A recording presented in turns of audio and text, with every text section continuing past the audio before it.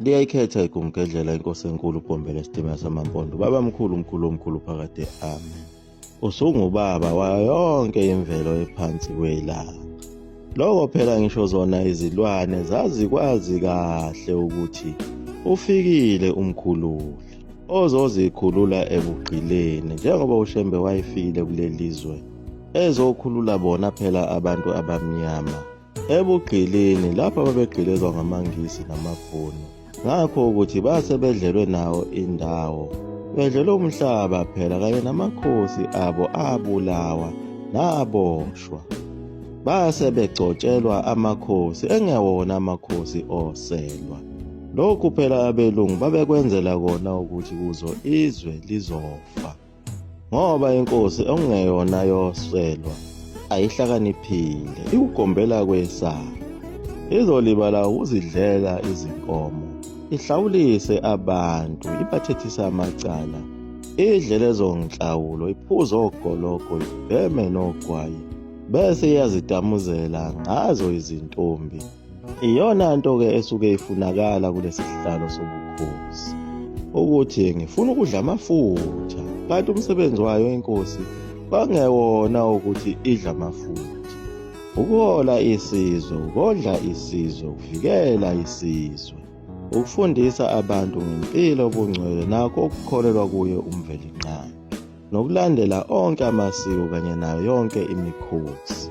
Bese inkosi iphinde ixhumane noNkulunkulu icelele isizwe sayo ukuba siphile nomhlaba uvunde, ukuze phela abantu bethi mabetshala ukudla uvume kahle emasimini, nemithombo yamanzi ingayeki ukumpompoza, kanye nayo imfuyo ingafelwa nkonyane.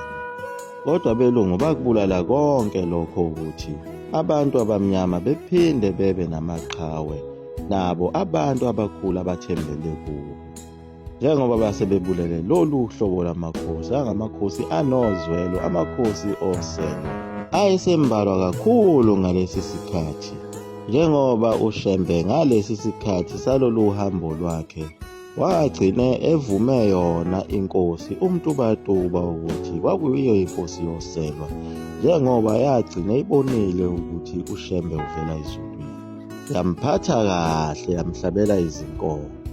Ngalesi sikhathi esuka uShembe wena semTubatuba phela waya emzini wakhe lona osePortdanfort okuthiwa kuseNelisiwe. Kule ndawo yasePortdanfort kwakukhona yona imizi yakwaMjadu. Omunye wale mizi yakaMjadu kwakusanda kugana khona umakoti owayesuka khona ezweni lakwaMthethwa.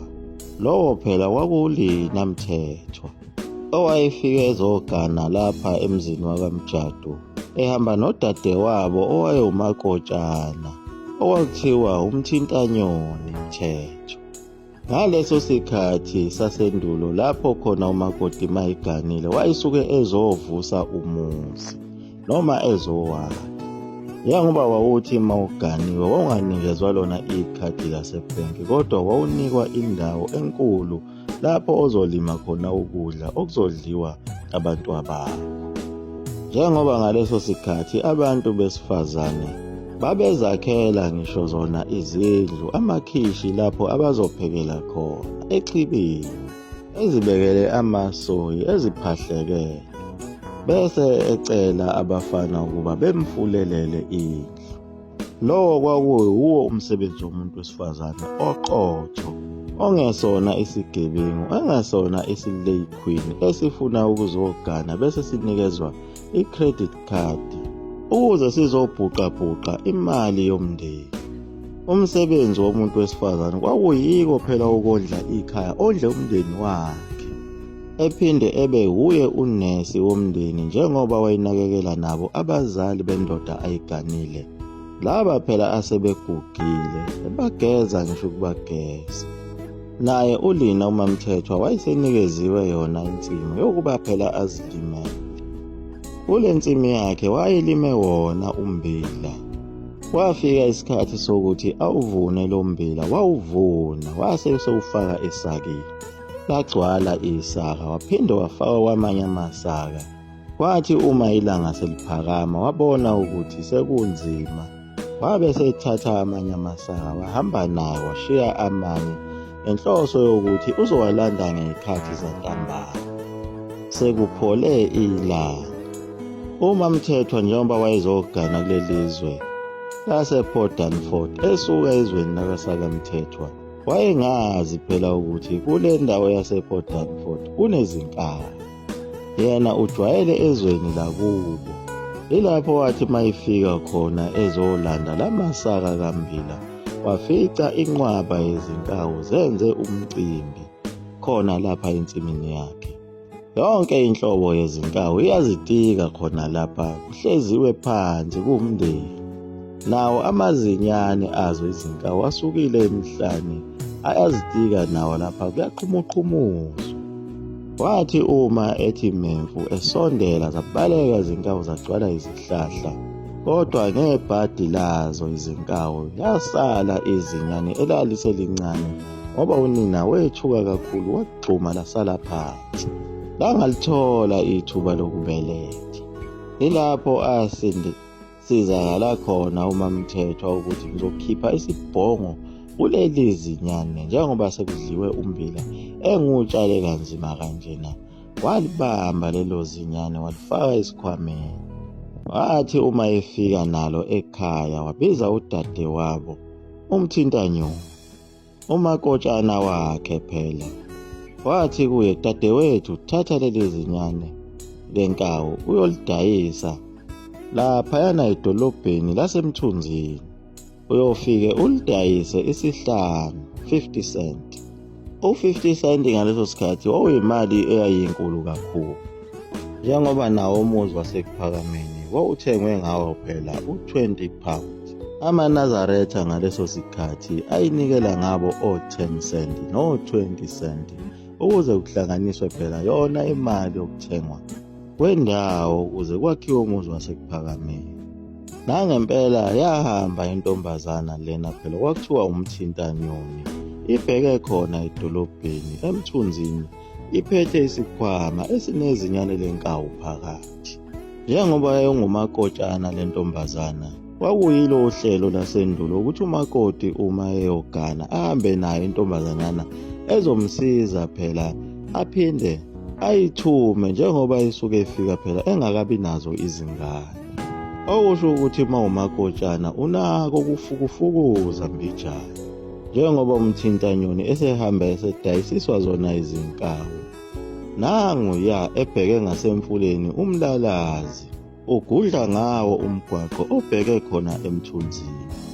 Ngaleso sikhathi bangakabi khona o-freeway, u-N2 phela kwakusekhona wona u-R102 okwakudlula kuwo izimoto ezimbalwa kungezabelungu kuphela bese kuba eyayo inkosi uMtubatuba ngaleso sikhathi kanye naso isilo uSolomon. Abantu abamnyama babenezimoto babembalwa kakhulu. Yathi uma isahamba le ntombi iphethe sona isikhwama esinezinyane lenkawu kanti izohlangana naye uShembe, njengoba wayekade ekhona kule ndawo yase-Port Danford, okungenzeka ukuthi wayeya emzini wakhe oseJudiya noma wayebuya khona. uShembe wayibona isekude le ntombazanyana, wabe seyiqhweba eyibiza wathi, mntanami woza lapha.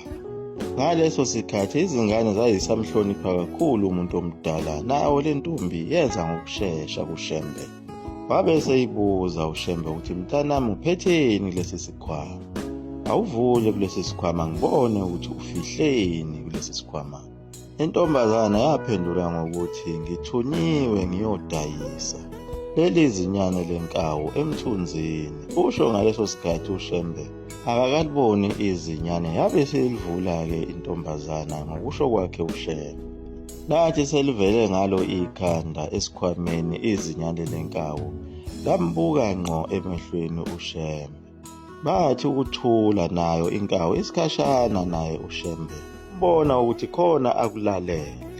Kanti ilapho inkawu eyayikhuluma khona naye uShembe izikhalela ithi, Shembe ndodana kaMayekisa, wezela ukuzokhetha yini lapha emhlabeni? Wena mkhululi, sikhulule sonke phela. Sikhulule emaketangeni obugqili. Ngihawukele Nkosi, ngimshiyile ubaba nomama. Angazi lapho ngiya khona. Wadabuka kakhulu uShembe eqeda ukuzwa lamazwi enkawu. Waqede lapho wathi, "Mntanami, phindisela le nkawu lapho oyithathe khona. Uyise nonina wayo bayakhala, bakhalela ingane yabo." Waqede lapho wabe seyaphumputha esikhwameni sakhe. Wakhipha isihlanu. Banika le ntombazana. Lesi sihlanu phela eyayiyodayisa ngaso le nkawu. Yajabula inkawu ukuthi ngeke isagqilazeka njengoba yayodayiswa emthunzini. Yayizothengwa yizo phela izinyanga lapho ezazoyithatha ziyipheke, ziyishise ibe umlotha, zifake esiqulweni, ziqule zikhande ngayo insisi, noma zikhande amaziko ayo imfuyo ngayo le nkawu. Le ntombazana nayo yajabula ngoba nayo yayingeke isagqilazeka ngokuthi iqhubeke nohambo lokuya emthunzini, ifike iyohlala isikhathi eside idayisa le nkawu. Yabe isibuyela ekhaya nenkawu kanye no-50 cent. Uma ifika ekhaya intombazana yafike yamchazela uMamthethwa, lona okade eyithumile, ukuthi ihlangane nomuntu kaNkulunkulu, yena lona okhiphe lo 50 cent. Wabe sekhipha umyalelo wokuthi izinyane lenkawu alibuyiselwe ehlathini kubazali bayo. uMamthethwa wathatha wona u-50 cent wajabula kakhulu, kodwa wabe sefisa ukukhanda futhi enye imali ngalo leli zinyane lenkawu. Wabathe uyakhuza udadewabo omncane ukuthi uShembe lona uthena leli zinyane alibuyiselwe emuva. Kodwa lo makoti uMamthethwa waba nenkani futhi wayengenandaba naye uShembe ngoba phela wayengamazi ukuthi uwumuntu onjani. Wabona ukuthi abasazwani kahle nalo makotshana wakhe. Wathatha leli zinyane walinika umfana wakhona lapha ekhaya kaMjadu owayezalwa uye uZakhariya Mjadu. Wahamba lo mfana omncane eyodayisa le nkawu. Lo mfana wafike wayidayisa u-10 cent. Ngokuyalelwa uye uMamthethwa ngenxa ukuthi phela wayesefuna kusheshe manje ukudayiswa kwaleli zinyane ukuze aphinde azizuzele enye imali. Angempela umfana wabuya nawo u-10 cent. Wajabula kakhulu uMamthethwa ukuthi usenemali uzodla kamnandi. Kodwa kwaba buhlungu, lo mfana wayithunyelwe ukudayisa leli zinyane lenkawu wabe sebanjwa ukugula okungaqondakali. Lo mfana waba nenkinga ukuthi uma kufanele ahlafune ukudla, imihlathi yakhe yombili yayihlukana phakathi. Waze wahamba bona odokotela. Ngenhlanhla bakwazi ukumelapha lo mfana udokotela, babe sebembiza u-10 cent lo ayidayise ngawo inkawu. Kwahamba iminyaka, kwadayiswa ngalo leli zinyane lenkawu ongaziwa ukuthi lafike lenziwani phambili lapho lalidayiselwe khona. Kwaze kwashona yena uMamthethwa lona wayomakoti walapha kaMjadu. Ilapho waqala khona izinkinga zamaphupho amabi ayifika kudadewabo ongumthintanyoni. Amhlupha lamaphupho amabi ayefaka yena lo makoti wathi akudayiswe leli zinyane lenkawu. Waze wayibika kuwo abadala ukuthi njalo uma ilele ubona lo makoti wayigane lapha ekhaya ongudadewabo ezungezwe izinkawu eziningi ezincane, ezinye zihlezi phezu kwakhe khona phezulu esihlahleni. Zilokhu zikhuluma into eyodwa zithi kuye, uShembe wakutshela ukuthi uyisa ingane yethu kithi. Wangakwenza lokho. Ilapho lo makoti ayezikhalela khona ephusheni, ecela yena udadewabo lona wayewumakotshana ukuthi hamba uyomcelela intethelo kuShembe, ngoba angilalelanga izwi lakhe mhla ethi angibuyisele izinyane lenkawu ehlathini kubazali bayo. Kwase kunzima kuye uMamthethwa njengoba wayengakwazanga ukuqhubekela phambili ayohlangana nomndeni wakhe kwelamathongo ucindezelwe zinkawu phezu kwezihlahla. Kodwa yilapho futhi ayesebona khona uShembe ukuthi ungubani njengoba wayesefile esenomehlo omphefumulo. Ngesikhathi sasemhlabeni sanamehlo enyama, akambonanga uShembe waphikisa izwi lakhe. Njengoba abantu abaningi bemphika uShembe uma beselapha emhlabeni besabuka ngawo amehlo enyama, kodwa uma sebefile sebenamehlo omphefumulo bayambona, bese kuba buhlungu ukuthi babemphika besesemhlabeni. Kodwa ithuba lokubuyela emuva ukuba phela bezoyikhetha inkosi yasekuphakameni alisekho. Kodwa ababa nenhlanhla bayakwazi ukuthi bebuye bezincengele kuwo umndeni, bese kukhethwa abantwana abancane ukuba kube yibona abayohamba beyobakhonzela emzini kaNkulunkulu, emzini oyingcwele, emzini wasekuphakameni, beyobacelela intethelelo, njengoba babethuka uShembe besasemhlabeni.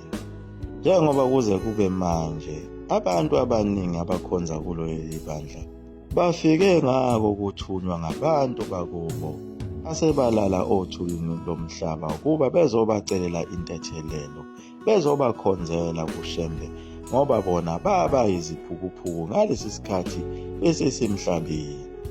Okubuhlungu yiko ukuthi njengoba kusaliwa yona impi yobabamkhulu bethu abathuka uShembe nababezama ukumshaya nababembophisa, laba bantu abakhona emhlabeni kunokuba beyobacelela intethelelo obabamkhulu babo, nabo basathuka uShembe, nabo basazophinde futhi bebanga umsebenzi wokuthi bebe ngamadlozi amabi azophinde ayongena ebantwaneni nabazukulu babo becela futhi yona intethelelo.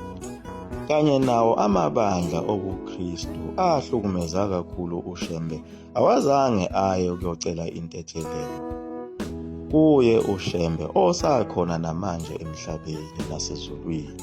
Ingakho lamabandla enazo izinkinga zazo phela iziqalekiso zasemandulo, njengoba ehlangana ehlukana kubangwa zona phela izikhundla, kuvula wona ama-branch agcine eseqanjwa amagama mbumbulu abazicabangela wona, abawaqamba ngamagama esilungu ekungasiwona lamagama ayefike nabelungu, njengoba amabandla amadala amaLuthela, ama-Anglican, ama-American Board, amasheshi nawo wonke amabandla amadala ayefike nabelungu. Kwase kuba yiwo-ke lamaqembu akhandwa yibo abantu abangaphansi kwaso isiqalekiso ukuthi babephumeleni emaromeni, njengoba sebeqamba amagama esilungu bese befaka ministries ekugcineni. Holy Ghost Fire Ministries iyaguqa lapho eKumpedlela, Mzula Mufti Mpofu Ntomneso Phate Ami.